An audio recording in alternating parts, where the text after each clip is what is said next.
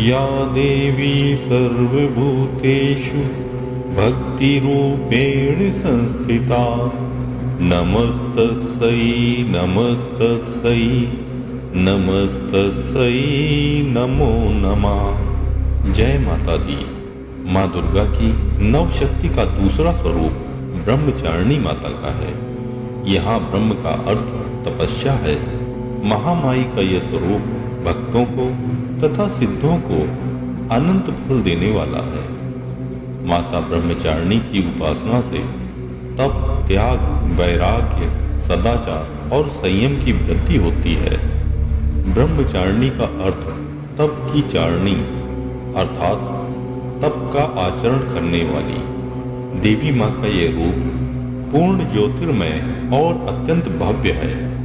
ब्रह्मचारिणी माँ के दाएं हाथ में जप की माला है तथा बाएं हाथ में कमंडल धारण किए हैं।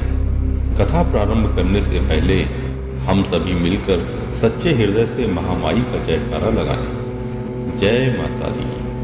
पूर्व जन्म में देवी माँ ने हिमालय के घर पुत्री के रूप में जन्म लिया था और देवर्षि नारद जी की प्रेरणा से भगवान शंकर को पति रूप में प्राप्त करने के लिए घोर तपस्या की थी।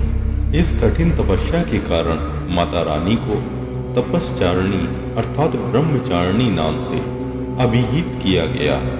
1000 वर्ष तक माता रानी ने केवल फल फूल खाकर बिताए और 100 वर्षों तक केवल भूमि का शयन बनाकर शाक पर निर्वाह किया।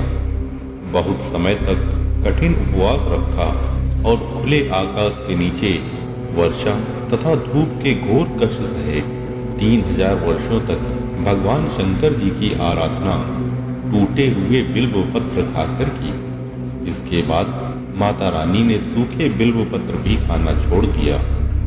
बिल्व पत्र को भी खाना छोड़ देने के कारण माता का एक नाम अपर्णा भी पड़ गया। माता कई हजार वर्षों तक निर्जल और निराहार रहकर तपस्या करती रही। कठिन तपस्या के कारण माता का शरीर एकदम क्षीण हो गया। ऋषि, सिद्धगण, मुनि सभी ने माता ब्रह्मचारिणी की तपस्या को अभूतपूर्व पुण्यकृत बताकर सराहना की और कहा, हे देवी माँ, आज तक किसी ने भी इस तरह की कठोर तपस्या नहीं की है। यह आपसे ही संभव था। आपकी मनोकामना परिपूर्ण होगी और भगवान चंद्रमौली शंकर जी आपको पति के रूप में प्राप्त होंगे। जय माता दी। माता ब्रह्मचारिणी की कथा का सार यह है कि जीवन के कठिन संघर्षों में भी मन विचलित नहीं होना चाहिए और सदैव महामाई पर विश्वास रखो। जो हमारे लिए उचित होगा वो अवश्य ही करेंगी। ओम नमः चंडिकाय नमः।